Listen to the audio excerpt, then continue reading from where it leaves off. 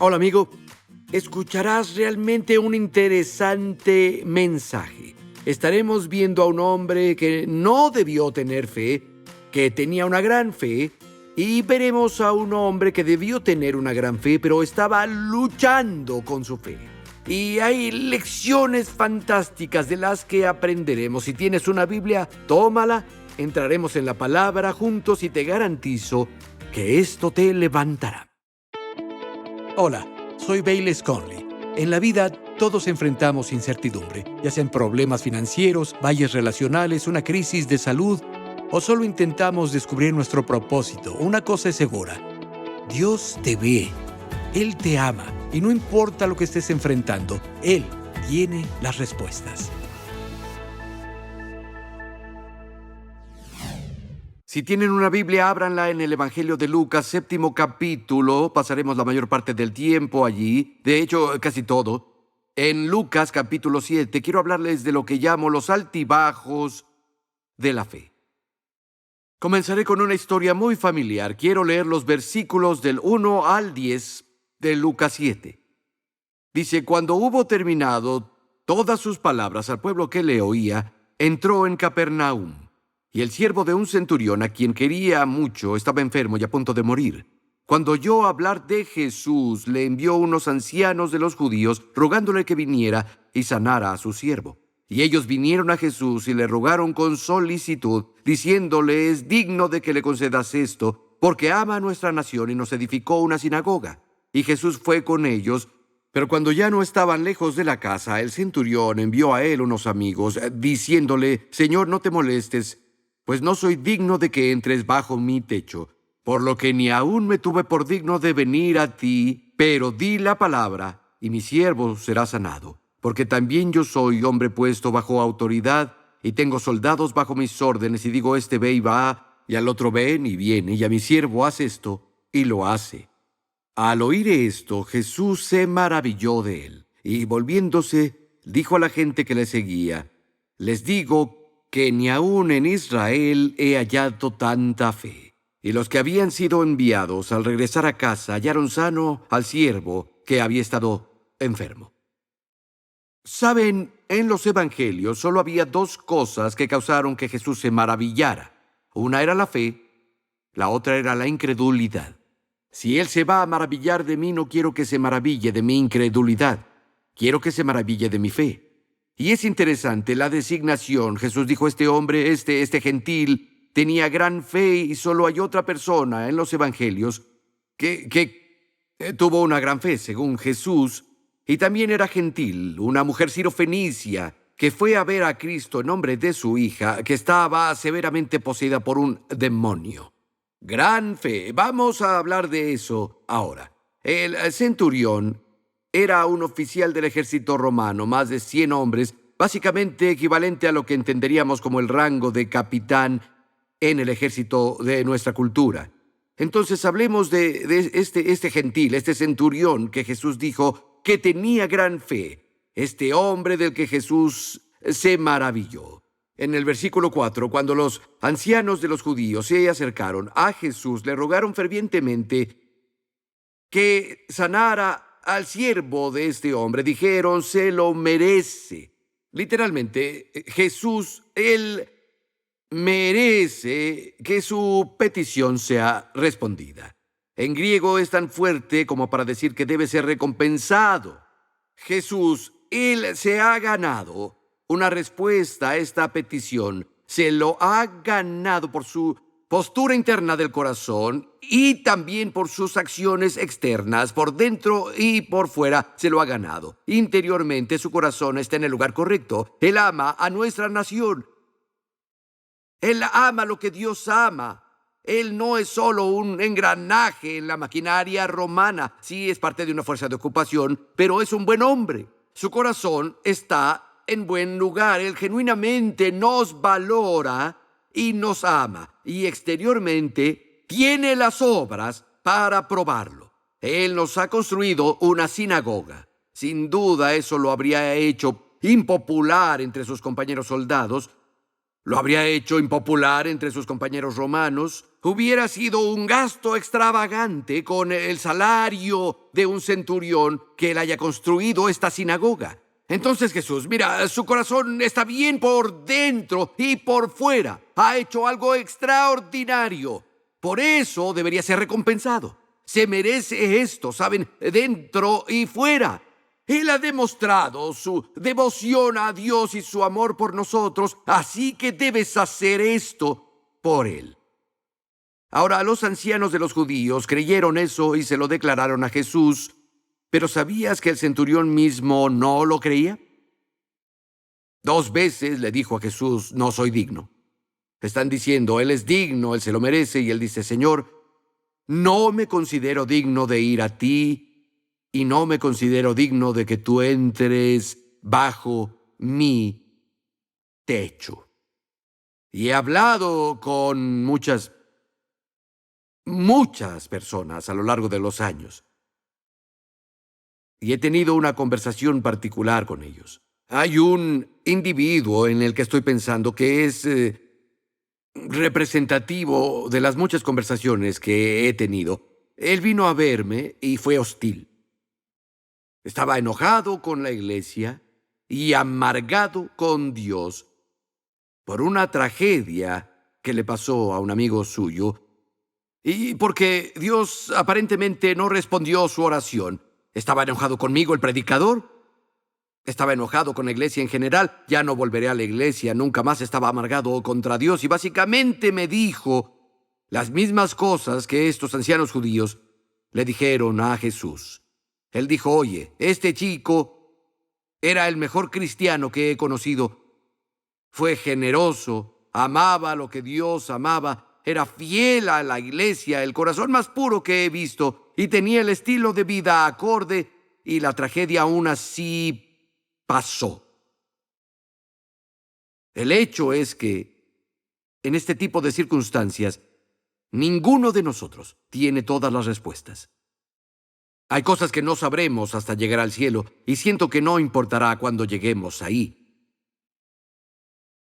Y la verdad es que Deuteronomio 29 y 29 dice que las cosas secretas pertenecen al Señor. Hay cosas que Dios no va a divulgar. Hay cosas que no sabrás. Y tienes que estar dispuesto a vivir con eso en esta vida terrenal, viviendo en este mundo imperfecto, esforzándote para seguir a Jesucristo y poner nuestra confianza en Él en todas las áreas de la vida. Pero sí sé que cada vez que una persona acude a Dios sintiendo que Él está obligado a responder su oración, Dios me debes, ya sea por bondad interna o externa, siempre terminará en decepción para esa persona. Lo que Dios hace por nosotros y las bendiciones que derrama sobre nosotros nos llegan por su gracia. Se reciben por fe.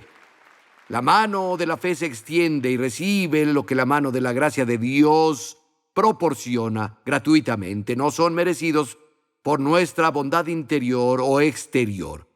Considera esto, conocerás estos versículos, Efesios 2, 8 y 9. La gracia de Dios te ha salvado por tu fe en Cristo. Tu salvación no viene de nada de lo que hagas, es el regalo de Dios. No se basa en nada que hayas hecho. Nadie puede presumir de haber ganado.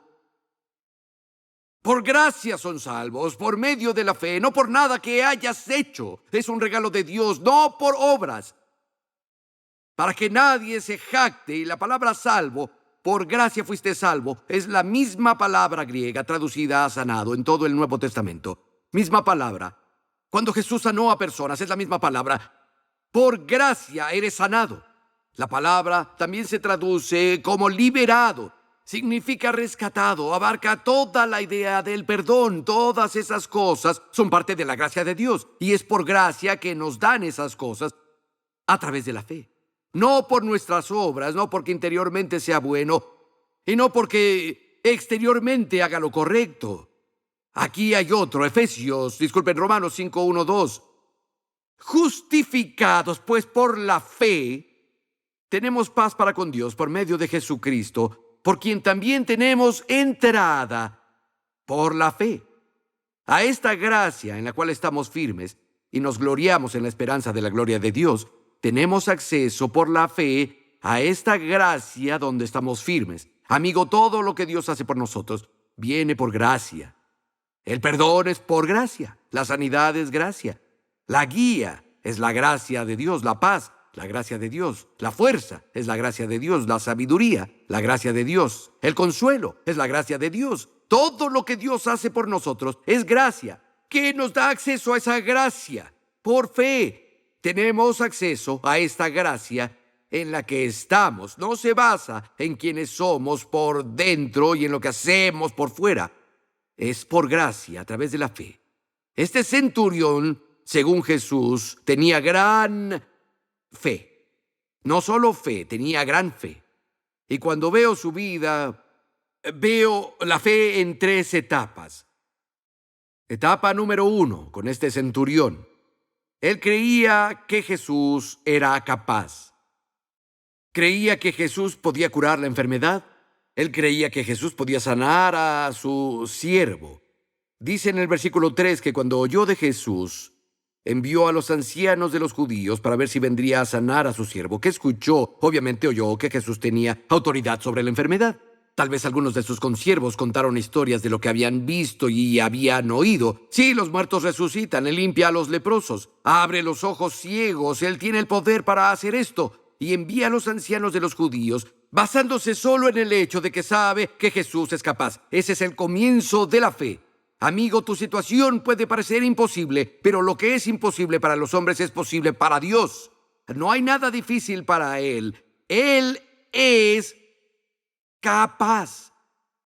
Lo que nos lleva a la segunda etapa de la fe del centurión. Él creía que Jesús estaba dispuesto. Número 1, creía que Jesús era capaz. Número 2, creía que Jesús estaba dispuesto. Cuando envió a los ancianos judíos, creyó que Jesús podía, pero cuando envió a sus amigos, creyó que Jesús lo haría.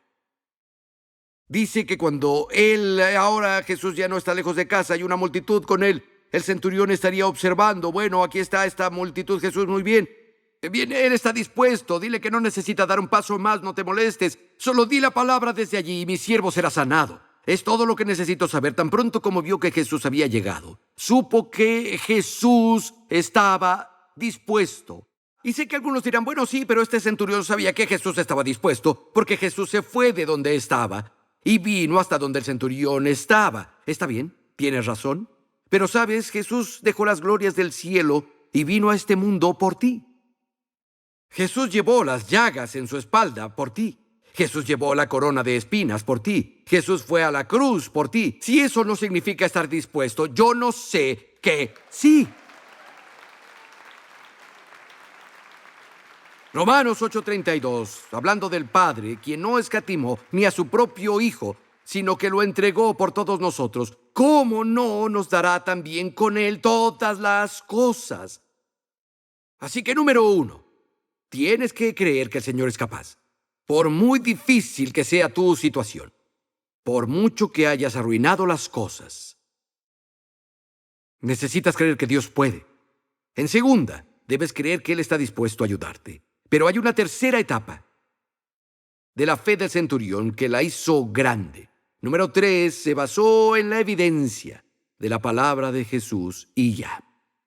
En el versículo 7, Él dijo, solo di la palabra y mi siervo sanará. Mateo, en su relato de esta historia, lo expresa así. Él dijo, el centurión le dijo a Jesús, habla la palabra y ya. Y mi siervo sanará. Me gusta eso. Habla la palabra y ya. En otras palabras, tu palabra es todo lo que necesito, Jesús. No necesito una señal. No necesito confirmarlo con mis sentimientos. No necesito la opinión de nadie más. No necesito ver a mi sirviente mejorar. No necesito ver un aumento en su condición física. Tu palabra es todo lo que necesito. Tu palabra es suficiente. La gran fe dice, creo que Dios es capaz.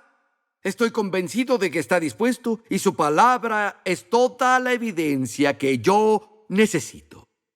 Ahora, vamos a pasar de un hombre que ascendió al rango de una gran fe a un hombre que descendió al rango de una crisis de fe. Nos quedamos en el mismo capítulo. Lucas capítulo 7, veremos a Juan el Bautista, quien en este momento en particular, donde tomaremos la historia, está en una prisión oscura en el palacio de Herodes. Lucas capítulo 7, versículo 19, y Juan, llamando a 2 de sus discípulos a verlo, los envió a Jesús, diciendo, ¿eres el que vendría o esperamos a otro? Cuando los hombres se acercaron a él, dijeron, Juan el Bautista nos ha enviado a ti, diciendo, ¿eres el que vendría o esperamos a otro? Y en esa misma hora sanó a muchos de enfermedades, aflicciones y malos espíritus, y a muchos ciegos les dio la vista. Respondió Jesús a ellos, vayan y díganle a Juan las cosas que han visto y oído, que los ciegos ven, los cojos andan, los leprosos quedan limpios, los sordos oyen, los muertos resucitan, a los pobres se les predica el evangelio. Y bienaventurado el que no se escandaliza por causa mía. Otras traducciones dicen, bienaventurado el que no renuncia a su fe, o bienaventurado el que no tropieza por mí. Esto es un gran contraste con el gentil, el centurión, de quien Jesús tenía gran fe. Jesús dijo que tenía gran fe. Ahora vemos a Juan, el predicador, el profeta, en una crisis de fe. Juan había estado ahí en el río Jordán cuando se abrieron los cielos y oyó la voz de Dios. Dios anteriormente había hablado a Juan sobre Jesús. Dios le había dicho a Juan, aquel sobre quien veas descender el Espíritu y permanecer sobre él, es quien bautizará en el Espíritu Santo. Juan ya ha testificado públicamente que Jesús es el Mesías, que es el Hijo de Dios. Él había dirigido a otros a seguir a Jesús. De hecho, Juan era el primo de sangre de Jesús. La madre de Juan era Elizabeth. Cuando María visitó a Elizabeth estando embarazada, Elizabeth estaba embarazada de Juan. María saluda a Elizabeth y el bebé, Juan el Bautista, salta en el vientre al saludo de María. Seguro escuchó esa historia desde que era niño pequeño. Incluso antes de que él pudiera hablar, ella le está contando esta historia. Él sabe, él ha oído a Dios, ha experimentado lo sobrenatural. Pero aún así, en la oscuridad de esa celda de la prisión, Juan comienza a dudar. Y comienza a cuestionar, a diferencia del centurión, que no tenía la experiencia que Juan tenía. Él no tenía el conocimiento que Juan tenía. Jesús dijo que tenía gran fe. Toda la evidencia que necesito, Señor, es tu palabra. Aquí tenemos a Juan, el predicador, el profeta, visitado por Dios, a quien habló Dios, el primo de Jesús, diciendo, necesito más. ¿Puedes darme una señal? ¿Cómo sé que eres tú? Jesús continúa sanando, sacando demonios y predicando a los pobres. Las mismas cosas que él ha hecho todo el tiempo. Nada nuevo hizo ahí. Básicamente les dice que le digan a Juan, Juan, no necesitas nada nuevo. No vas a recibir nada nuevo. Estoy haciendo las mismas cosas que he estado haciendo siempre. No daré información nueva para ti. A algunos que están aquí, Dios ya les ha hablado sobre su futuro, sobre sus hijos, sobre su salud, sobre una situación. Y estás en este lugar oscuro diciendo, Dios, necesito más. Puedes darme una señal. No conseguirás más. Escucha, lo que Dios te dijo a la luz del sol ahora no es de pronto falso porque las nubes de tormenta llegaron. Lo que Dios te dijo en una época de luz no es de pronto falso porque estás en una época de oscuridad. No, lo que Dios dijo es cierto, y sé que hay algunos aquí, lo sé por el Espíritu de Dios, en mi tiempo de oración, sé que hay personas diciendo, Dios, yo sé, Dios ya te ha hablado. Ya tuviste un encuentro con Él. Tal vez fue cuando tenías la palabra abierta en tus rodillas y de pronto algo cobró vida y supiste que Dios te hablaba. Escucha, si Él dijo que todo estaría bien, todo estará bien. No importa cómo se vean las cosas ahora. No necesitas más de lo que Dios ya te ha dado a ti. Judson fue el primer misionero estadounidense en Birmania, en 1830.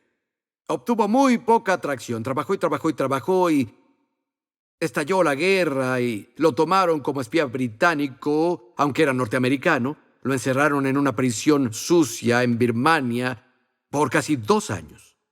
Fue torturado sin descanso, estaba hambriento y estaba ahí. Bueno, él había tenido un hijo también. Su esposa estaba embarazada cuando lo echaron a prisión.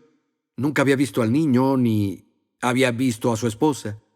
Está atado a un palo de bambú. Tenía 15 kilos de cadenas alrededor de sus tobillos. Y uno de los otros prisioneros burlonamente dijo: «Doctor Judson, ¿cuál es la perspectiva de la conversión de los paganos ahora?». A lo que Judson de inmediato respondió: «Las perspectivas son tan brillantes como las promesas de Dios».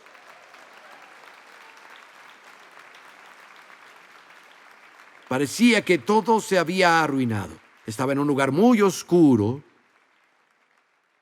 Muy poco pasó y luego fue de mal en peor. Y su corazón dijo que las perspectivas son tan brillantes como las promesas de Dios. Más tarde su esposa, a través de su trabajo incansable, logró que lo liberaran. Y cuando Judson murió en 1850, había 100 iglesias en Birmania, 8,000 conversos. Había terminado la traducción de las Escrituras desde Génesis hasta Apocalipsis en idioma birmano. Hasta hoy, 175 años después, sigue siendo la traducción más utilizada en lo que hoy se conoce como Myanmar. Amigo, no importa cómo se vean las cosas, no importa si las cosas han fracasado. Escucha, el hecho de que las nubes de tormenta y oscuridad lleguen no hacen que lo que Dios dijo sea falso. Relájate. Solo relájate, se puede confiar en Dios. Ahora, también Jesús dijo: «Ve y díselo a Juan». Además de hacer las obras, dijo: «Dile a Juan que los ciegos ven, los cojos andan, los leprosos quedan limpios, los sordos oyen, los muertos resucitan, a los pobres se les predica. Bienaventurado el que no se ofende y que no tropieza por mí». ¿Sabías que todo lo que Jesús dijo para que le dijeran a Juan era una cita directa de las Escrituras? Lo encuentras en el Salmo 72, Isaías 35, Isaías 61. Todas eran promesas y profecías directas, promesas y profecías específicas sobre la venida del Mesías. Él dijo: «Ve y dile a Juan la palabra». Y el punto es este. En esos tiempos oscuros, amigo, necesitas entrar en la palabra. Necesitas pasar tiempo con las promesas. Eso te sostendrá en los tiempos oscuros. Eso te fortalecerá en la oscuridad. Eso te mantendrá a flote en los tiempos oscuros. Juan, necesitas volver a las profecías y a las promesas. Te doy la palabra. Amigo, ten un romance con tu Biblia. Tal vez pases por una temporada oscura. Encontrarás fuerza en la palabra de Dios. Será una luz en tu camino. Es alimento para tu espíritu. Pasa tiempo en la palabra. Apaga la televisión. Guarda tu teléfono en un cajón. Puedes vivir unos días sin redes sociales. Y sumérgete en las promesas de Dios. Te cambiará, te ayudará. Y luego una nota final aquí. Quiero leer un par de versículos.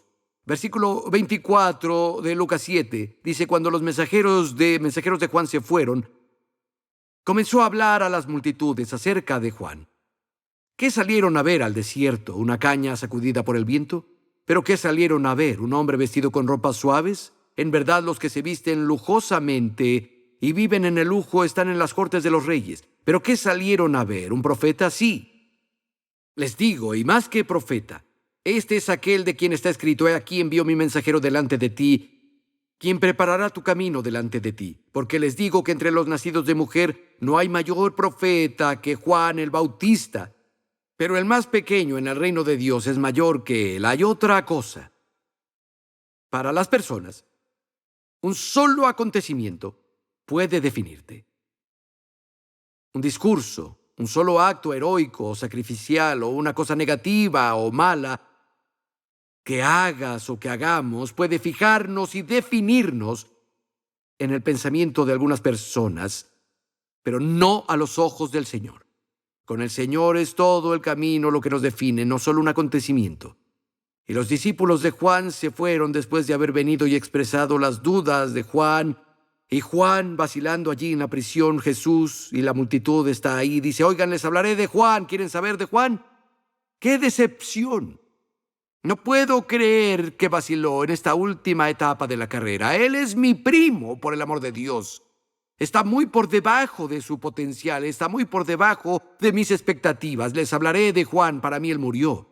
No, eso no es lo que Jesús dijo. ¿Quieren saber de Juan? No es un junco agitado al viento, es un hombre de convicciones. Vivió una vida de sacrificio, es un profeta. Él es genial.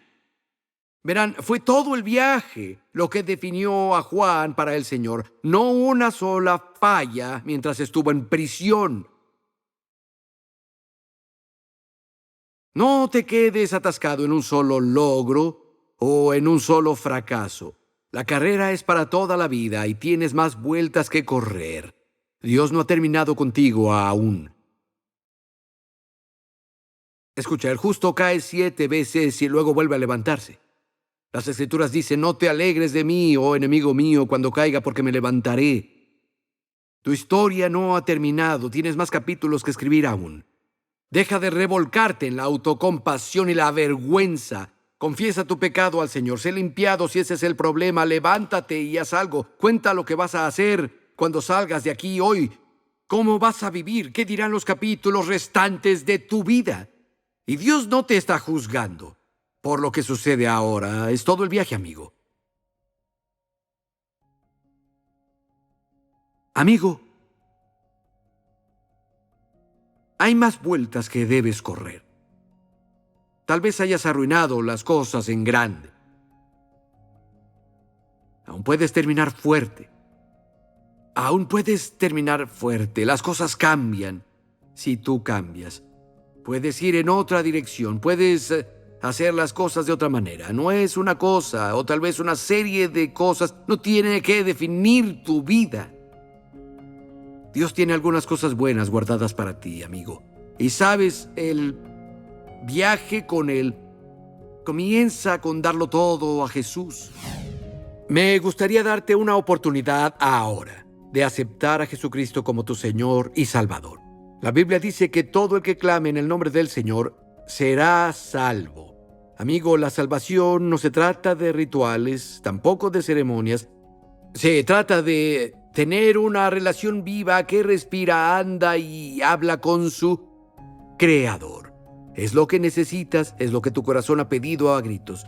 Jesús murió en la cruz para quitar tus pecados. Fue castigado por ti, se convirtió en tu sustituto. Todo lo que has hecho y dicho mal, todos tus pecados fueron puestos sobre Jesús y murió en la cruz como tu sustituto hace más de 2000 años. Los reclamos de la justicia eterna de Dios fueron satisfechos y Jesús resucitó de los muertos. Y si puedes creerlo y le pides que sea el Señor de tu vida, entras en una relación con Dios llamada salvación. Hazlo hoy. Para más información e inspiración, visita bayles.com.